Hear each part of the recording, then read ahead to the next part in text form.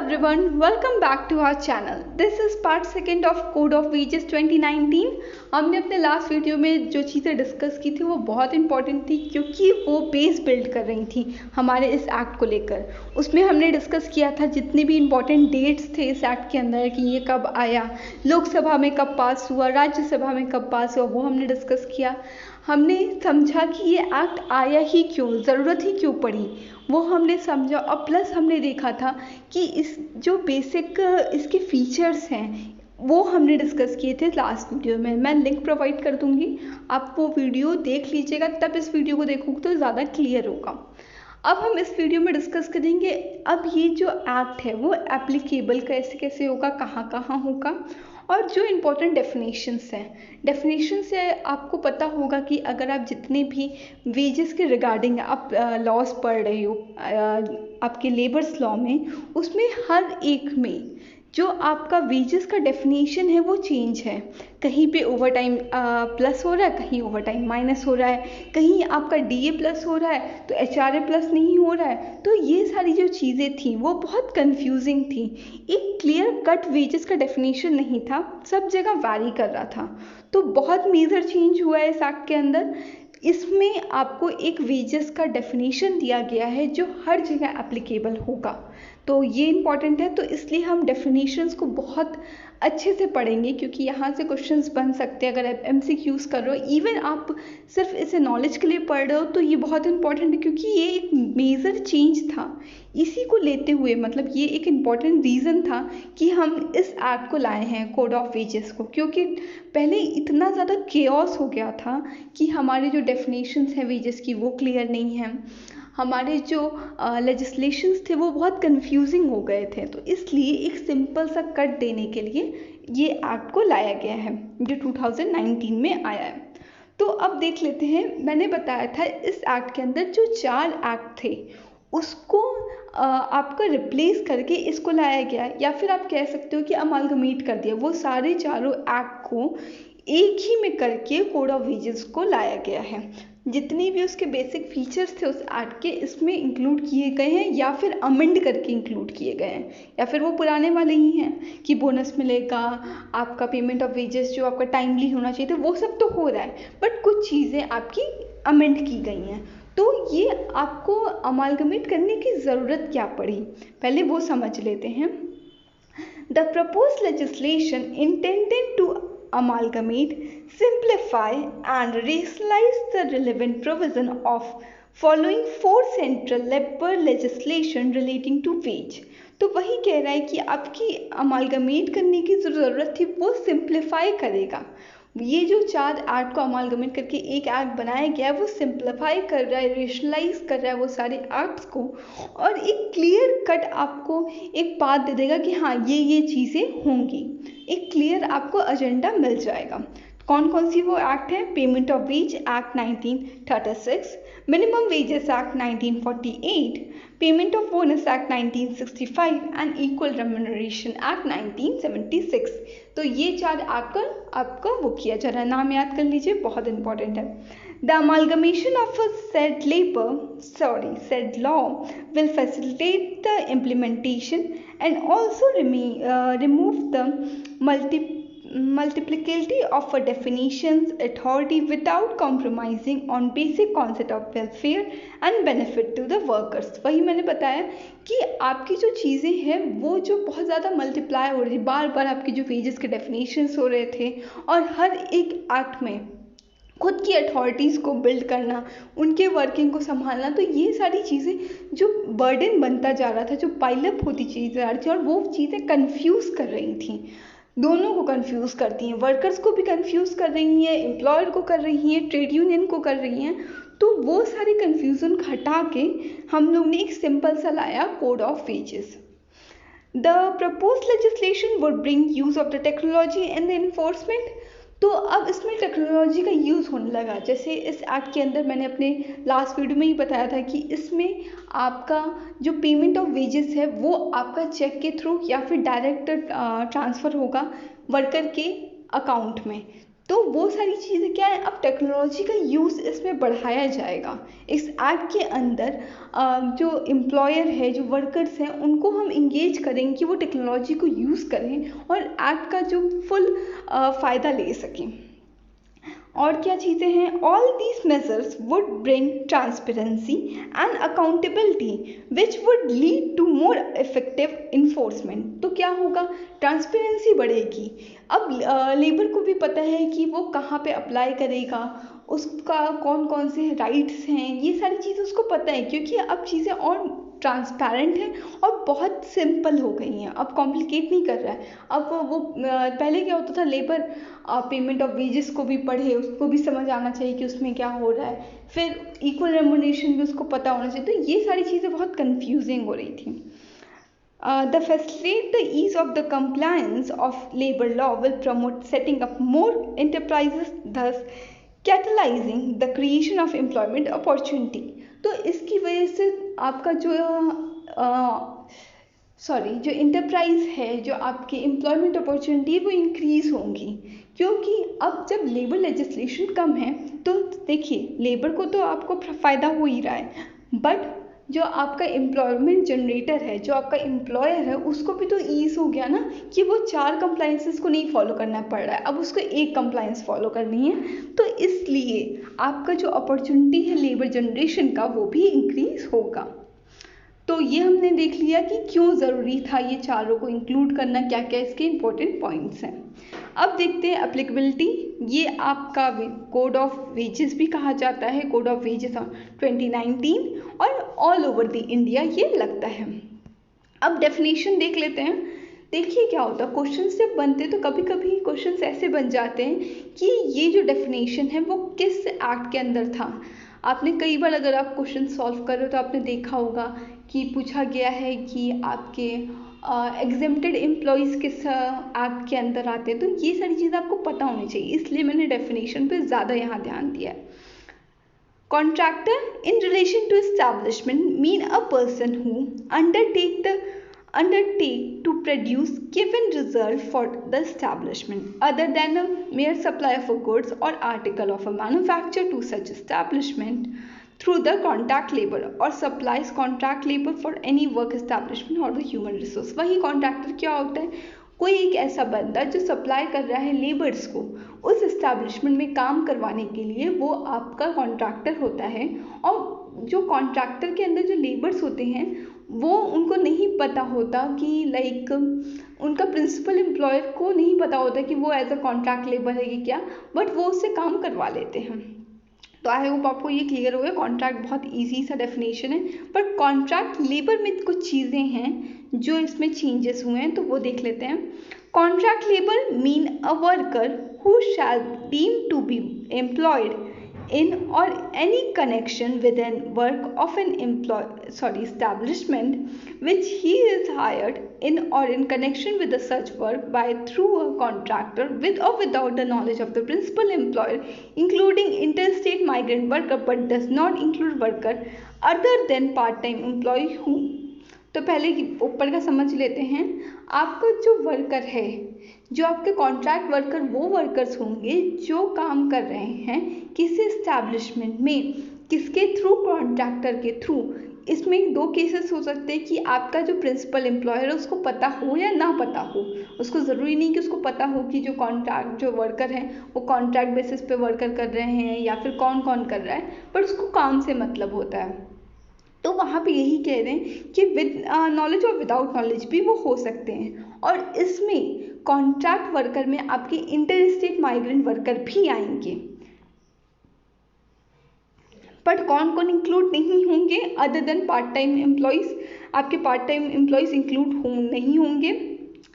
फिर देख लेते हैं, इन regulating employed by the contractor for any activities in his establishment and his employment governed by mutually accepted standard of a condition of employment। तो ये कह रहे हैं कि वो सारे वर्कर्स नहीं आएंगे। मान लीजिए एक कॉन्ट्रैक्टर है, वो अपने एस्टैब्लिशमेंट के अंदर उन लेबर से काम करवा रहा है, तो उस कंडीशन पे वो कॉन्ट्रैक्ट लेबर नहीं होंगे, क्योंकि कॉन्ट्रैक्टर वहाँ पे एम्प्लॉयर हो गया और वो उसके वर्कर हो गए, तो कॉन्ट्रैक्ट तो किसी से उसने लिया ही नहीं। बट उस कंडीशन में वो कॉन्ट्रैक्ट लेबर होंगे जिस कंडीशन में प्रिंसिपल एम्प्लॉयर कॉन्ट्रैक्टर को हायर करता है और उनसे बोलता है कि मुझे ये काम करवाना है, फिर कॉन्ट्रैक्टर कुछ अपने लेबर्स को लाता है और वो काम करवाता है, तो उस पॉइंट ऑफ व्यू से वो कॉन्ट्रैक्ट लेबर होंगे। नेक्स्ट पॉइंट है get periodical increment in the pay, social security coverage and other welfare benefit in accordance with the law of time being in such employment. उस time भी नहीं आएंगे अगर उनको रेगुलर इंक्रीमेंट मिल रहा है या फिर सोशल सिक्योरिटी कवरेज मिल रहा है या फिर कोई भी वेलफेयर बेनिफिट्स मिल रहा है किसी भी लॉ के अंदर, उस टाइम के लिए जिस टाइम पे वो एम्प्लॉयमेंट कर रहे थे, तो वो नहीं आएंगे इसके अंदर, कॉन्ट्रैक्ट लेबर के अंदर।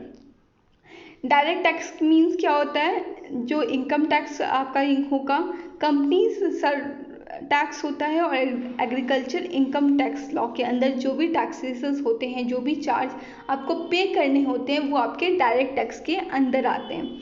अब एम्प्लॉयज़ देख लेते हैं कौन कौन एम्प्लॉय के अंदर आता है। Employee mean any person other than apprentice engage under the apprentice act. तो एम्प्लॉय में कौन निकल गया, अप्रेंटिस पहले ही निकल गए, वो नहीं आएंगे।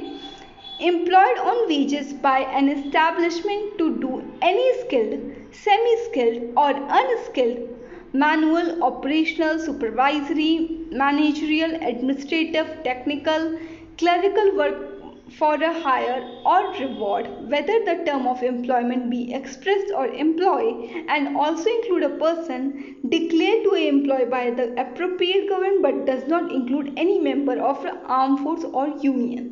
तो ये कह रहे हैं कि वो सारे वर्कर, वो स्किल्ड हो, सेमी स्किल्ड हो, नॉन स्किल्ड हो, या फिर वो किसी भी काइंड का काम कर रहे हैं, वो आपका मैनुअल कर रहे हैं, ऑपरेशनल कर रहे हैं, सुपरवाइजर कर रहे हैं, इवन मैनेजरियल भी इसमें आ रहा है, एडमिनिस्ट्रेटिव भी आ रहा है। पहले ये नहीं आते थे आपके वर्कर्स के डेफिनेशन में, बट यहाँ पे अब एम्प्लॉय का डेफिनेशन दिया जा रहा है, तो ये सब भी इसमें आएंगे। इंपॉर्टेंट पॉइंट है कि इसमें managerial, administrative, technical, clerical level सब लोग इसमें इंक्लूड हो रहे हैं। बट कौन नहीं हो रहा है, अप्रेंटिस नहीं हो रहे हैं, और आर्म फोर्स में जो लोग हैं वो इंक्लूड नहीं होंगे। अब आता है इंपॉर्टेंट डेफिनेशन वेज का।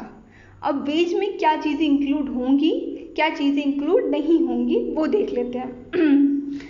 Wage mean all remuneration, whether by the salary, allowances or otherwise expressed in the term of money or capable of being so expressed, which would, if the term of employment expressed or implied were fulfilled, be payable to a person employed in respect of employment of work done in such employment। तो ये कह रहे हैं आपका remuneration, wages में सारे remuneration include हो रहे हैं, इवन आपका जो सैलरी है वो भी इसी डेफिनेशन में इंक्लूड हो जाएगा, उसमें अलाउंसेस आ जाएंगे। डिपेंड नहीं करता कि आपका जो वर्क ऑफ, आपका जो कॉन्ट्रैक्ट ऑफ एम्प्लॉयमेंट है वो इम्प्लाइड है या एक्सप्रेस है, उसके रिगार्डलेस आपको जो भी रेमुनरेशन मिल रहा है वो वेजेस में इंक्लूड होगा। अब क्या क्या चीज़ें इंक्लूड होंगी, बेसिक पे हो रहा है, यहाँ देख लीजिए बेसिक पे हो रहा है, डीए हो रहा है, और रिटेनिंग अलाउंसेस आपके इंक्लूड होंगे। ठीक है, तो यहाँ पे आप देख रहे हो कि एचआरए नहीं हो रहा है, तो ये सारी चीज़ें इसमें इंक्लूड होंगी, बेसिक पे, डीएनएस अलाउंस और retaining allowances. If any do not include any bonus payable under any law for being in force which does not form any part of remuneration payable under the term of employment। तो ये कह रहे हैं आपका जो bonus है वो इसमें इंक्लूड नहीं होगा, जो आपके सैलरी का पार्ट नहीं है वो वाला बोनस नहीं इंक्लूड होगा। The value of house accommodation और supply of light, water, medical attendance or other amenities or services excluded for the computation of wages by the general or special order of the appropriate government। तो ये कह रहे हैं जो value of आपका house accommodation हो गया, light हो गया, वाटर हो गया, मेडिकल अटेंडेंस, ये सारी चीज़ों के जो खर्च है वो इंक्लूड नहीं होंगे। जो आपका आपने कभी कभी देखा होगा कि आपका जो इनकम टैक्स होता है वहाँ पे HRA वो किया जाता है, वहाँ पे HRA कैलकुलेट किया जाता है। तो उस बेसिस पे अगर चीज़ें हैं तो भी इसमें इंक्लूड नहीं होगा bye general special order from appropriate government. Any contribution paid by the employer to any pension, provident fund or interest which may have incurred. तो ये कह रहे हैं जो आपके कॉन्ट्रीब्यूशंस हुआ करते थे, आपके प्रोविडेंट फंड के हो गए, पेंशन्स के हो गए, रिटायरमेंट स्कीम्स के हो गए, वो भी इसमें इंक्लूड नहीं होंगे. Any sum paid to the employed person to defray special expenses entitled on him by the nature of his employment. तो वही जो आपके पहले भी नहीं होते थे, तो पहले भी आपके नहीं होते थे इंक्लूड, जो आपके डिफरे एक्सपेंसेस होते थे वो आपके इंक्लूड नहीं होते थे, अभी भी इसमें इंक्लूड नहीं होंगे. हाउस रेंट अलाउंस वो भी इंक्लूड नहीं हो रहा है, मैंने बता दिया है कि HRA इंक्लूड नहीं होता है. Remuneration payable under the any reward settlement between the parties और ऑर्डर ऑफ अ कोर्ट और ट्राइब्यूनल. तो बहुत टाइम होता है कि डिस्प्यूट की वजह से आपके एम्प्लॉयर को कुछ पे करना पड़ता है, कोई कंपनसेशन आपको पे करना होता है, कुछ सेटलमेंट आपको पे करना होता है, तो वो जो पैसा आपको मिल रहा है वो भी इसमें इंक्लूड नहीं होगा, क्योंकि वो आपका कंपनसेशन है, वो आपके उस डिस्प्यूट का कंपनसेशन या सेटलमेंट अमाउंट है, वो इंक्लूड नहीं, वो आपकी सैलरी नहीं है. कोई भी ओवर टाइम अलाउंसेस भी नहीं होगा, कमीशन नहीं होगा, ग्रेजुएटी नहीं होगी, जो आपका टर्मिनेशन पे ग्रेजुएटी मिल रही है वो भी नहीं होगी. एनी रिटेंचमेंट कंपनसेशन, जो भी रिटेंचमेंट कंपनसेशन दिया जाता है, जैसे आपका ग्रेजुएटी हो गया, पेंशन हो गया, तो ये सारी चीज़ें भी इंक्लूड नहीं होंगी. Any retrenchment compensation or other retirement benefit payable to the employee or any extra payment made to him on the termination of employment. Termination of employment में कोई भी अगर उसको रिटायरमेंट में कोई पैसे मिल रहे हैं तो वो भी इसमें इंक्लूड नहीं होगा. अब बात आती है जब रिटायरमेंट का हम पैसा जो भी आप रेम्यूनरेशन देते हो तो उसको कैलकुलेट किया जाता है वेजेस पे, राइट.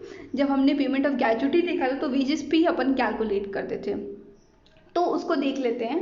उसका एक यहाँ पे term provided that for the calculation the wages under the clause, if the payment made by the employer to the employee under the clause A to I exceed 1%, exceed 1/2 or such or other percent. तो आपका कह रहे जो payment होगा जो employer अपने employ को देगा, किस आपके क्लॉज में A to I, यहाँ पे देख लेते हैं. आपका A to I यहाँ तक जो भी चीज़ें होंगी वो अगर आपका एक्सीड कर रही हैं 1/2 और other % as may be notified by the central government of all the remuneration calculated under the clause, तो आपका जो remuneration होगा वो clause के अकॉर्डिंग कैलकुलेट हो जाएगा. पर अगर जो अमाउंट है वो एक्सीड कर रहा है 1/2 के और other person, so notified shall be deemed as the remuneration shall be accordingly added in wages under the clause. तो वो wages में ऐड हो जाएगा as per the clause. फिर further प्रोवाइड किया गया, further provided that the purpose of equal wages to all gender and all other purpose of the payment of wage the specified in the clause D, F, G and H shall be taken in the computation of wages. तो ये कह रहे हैं कि आपका जो gender wise आपका वो करते थे आप पेमेंट, वो नहीं होना चाहिए, आपका इक्वल पे सभी जेंडर को होना चाहिए.